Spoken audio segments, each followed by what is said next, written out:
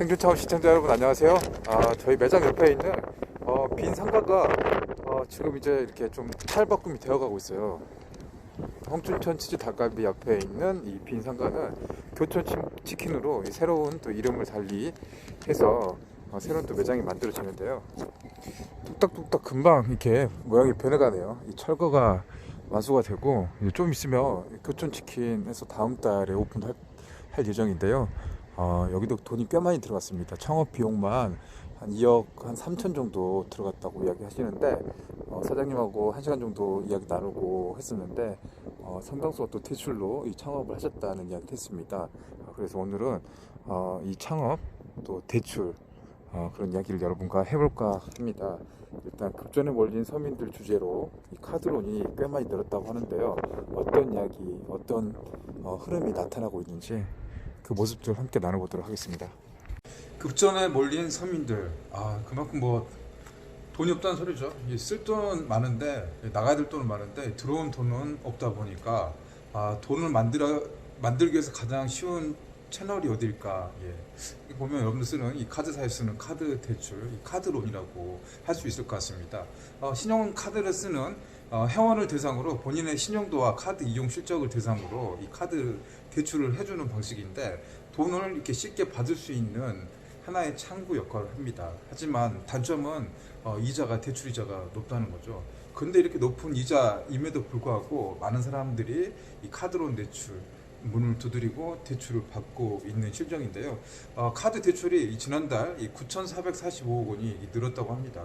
지난달에 8,800, 9천억 가까운 그런 대출을 카드론을 통해서 받았는데 그만큼 급전에 몰린 서민들, 특히나 이 소상공인 자영업 사장님들이 이 상당수가 카드론 대출에 의지하는 그런 사례가 많은 것으로 밝혀졌습니다.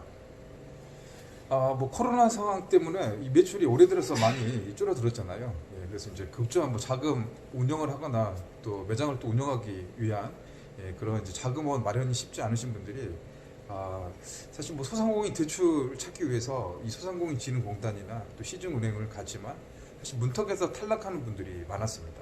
그리고 지난달부터 대출 받으려고 하신 분들이 굉장히 많았어요. 줄을 서가지고 보통 뭐 2달에서 길게는 4달까지 걸리는 그런 상황이 놓여 있다 보니까 이 한계 상황에 직면한 이 자영업 사장님들의 상당수가 이 버티다 못해서 이 카드 대출을 받는 사람들, 말로만 사실 그게 들었지만 실제로 이제 통계를 봤더니 이렇게 많은 분들이 카드 대출을 받고 또 한 달 또 그 가게에서 또 생명을 또 유지하고 연장을 하는 그런 현상이 나타나고 있는 그런 상황입니다. 소상공인들은 통상 대출을 끼고 있어서 은행에서 주어지는 소상공인 지원 대출의 또 대상이 안 되는 분도 많아요. 거기서 탈락되시는 분도 많죠. 은행에서 추가 대출이 어렵다 보니까 카드 대출을 받는데 정말 뭐 대출은 늘 강조를 하지만 양날의 검과 같은 뭐 잘 받으면은 정말로 이렇게 어려운 상황에서 탈출할 수 있는 시너지가 될 수도 있지만 그렇지 못하면 진짜 뭐 신용불량자 또 어려운 상황으로 또 밑빠진 독에 물붓기 형식이 되는 것도 사실입니다. 이 카드 대출을 해주는 방식인데 돈을 이렇게 쉽게 받을 수 있는 하나의 창구 역할을 합니다. 하지만 단점은 대출 이자가 높다는 거죠.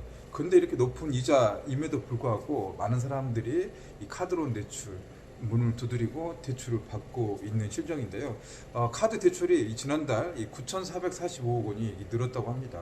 지난달에 8,800, 9천억 가까운 그런 대출을 카드론을 통해서 받았는데 그만큼 급전에 몰린 서민들, 특히나 이 소상공인 자영업 사장님들이 이 상당수가 카드론 대출에 의지하는 그런 사례가 많은 것으로 밝혀졌습니다.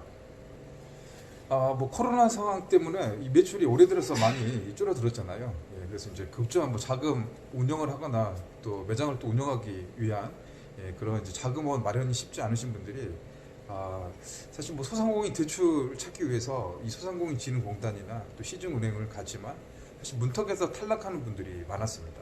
그리고 지난달부터 대출 받으려고 하신 분들이 굉장히 많았어요. 줄을 서가지고 보통 뭐 2달에서 길게는 4달까지 걸리는 그런 상황이 놓여 있다 보니까 이 한계 상황에 직면한 이 자영업 사장님들의 상당수가 버티다 못해서 이 카드 대출을 받는 사람들, 말로만 사실 그게 들었지만 실제로 이제 통계를 봤더니 이렇게 많은 분들이 카드 대출을 받고 또 한 달 한 달 또 그 가게의 또 생명을 또 유지하고 연장을 하는 그런 현상이 나타나고 있는 그런 상황입니다. 소상공인들은 통상 대출을 끼고 있어서 은행에서 주어지는 소상공인 지원 대출의 또 대상이 안 되는 분도 많아요. 거기서 탈락되시는 분도 많죠. 은행에서 추가 대출이 어렵다 보니까 카드 대출을 받는데 정말 뭐 대출은 늘 강조를 하지만 양날의 검과 같은 뭐 잘 받으면은 정말로 이렇게 어려운 상황에서 탈출할 수 있는 시너지가 될 수도 있지만 그렇지 못하면 진짜 뭐 신용불량자 또 어려운 상황으로 또 밑빠진 독에 물붓기 형식이 되는 것도 사실입니다. 이게 자영업자 사장님들만 이렇게 신용카드 대출, 카드론을 이렇게 받은 것도 많지만 또 의외로 또 고신용자, 또 있으신 분들, 또 직장인분도 이 신용카드, 카드론 대출을 또 많이 받은 걸로 또 분석이 되는데요. 그 이유는 똑같은 것 같아요. 지금 뭐 3월달, 4월 초 막 주가가 많이 이게 폭락을 했을 때 이 폭락된 주식, 예컨대 뭐 삼성전자 한참 뭐 저평가된 그 주식을 사는 이 동학 개미 운동 이런 이제 주식 투자자들 개미들이 또 그 목돈을 이렇게 마련해서 현금을 좀 돌릴 수 있는 카드론 받아가지고 이 주식 시장에 투자를 하는 그런 수치들도 많은 걸로 나타났습니다. 이 자영업 사장님도 힘들어가지고 대출 받아서 가게 유지하고 연장하고 버티기로 가시는 분도 많았지만 또 반대로 또 주식을 투자해서 이때가 기회다라고 하신 분들도 많았습니다. 이 두 가지 축이 이 카드론 대출이 증가하고 있는 배경이 되는데요. 이는 예금과 적금을 깨는 사람들도 거의 비슷한 폭으로 증가를 하고 있습니다. 이렇게 카드론 대출을 또 많이 받고 있지만 예금이나 적금을 해약하고 또 내지는 또 가계의 최고 보루라고 할 수 있죠. 보루라고 할 수 있는 이 보험까지 해지해서 거기서 만든 돈으로 한쪽에서는 정말 어려워서 힘든 매장 운영을 하는 자영업 사장님들의 힘겨운 사투가 벌어지는 시장이고 또 한쪽에서는 또 미래의 또 기회를 잡기 위한 이 주식 투자자들이 현금을 마련해서 주식으로 펀딩을 하는 그런 시장이 발생하면서 이 카드론 대출 급전에 몰린 서민 또 직장인 자영업 사장님들 이런 분들이 늘어나고 있습니다. 카드론 성장하고 대출 받는 게 25.6% 한 30% 가까이 되고 있다는 게 뭐 긍정적인 시그널만으로 볼 수가 없죠. 이게 안 좋은 상황이죠. 이 카드로 안 되고 예금 적금도 많아지면서 건전한 금융으로 가야 되는데 그렇지 못한 이 상황들이 보여진다는 게 좀 안타까운 상황인 것 같습니다. 지금 뭐 경제 지표라든가 수치들은 다 지금 나쁘게 나타나고 있죠. 성적표들 지금 한국은행에서도 올해 경제 성장률 발표를 했었죠. 1분기 성장률 발표했었는데 마이너스 1.2%인가요? 지금 마이너스 1.2% 떨어졌으면 거의 IMF 가까운 상황으로 우리가 지금 경제가 거의 벼랑 끝으로 내몰리고 있다고 하고 있습니다. 지금 글로벌 금융 위기가 0.8이었으니까 이미 그때를 넘어선 경제 위기감이 지금 나타나고 있습니다. 계속 더 떨어질 것 같아요. 이제 시작을 했고 중요한 건 2분기, 3분기인데 뭐 미국, 중국 또 유럽을 시작으로 해서 이 코로나 팬데믹 현상 나타나면서 수출이 막혀버리고 수출과 수입이 모두 막혀버리니까 거기에 나타나는 이 경제 파급 효과들이 더 이렇게 무섭게 반영이 될 것 같습니다.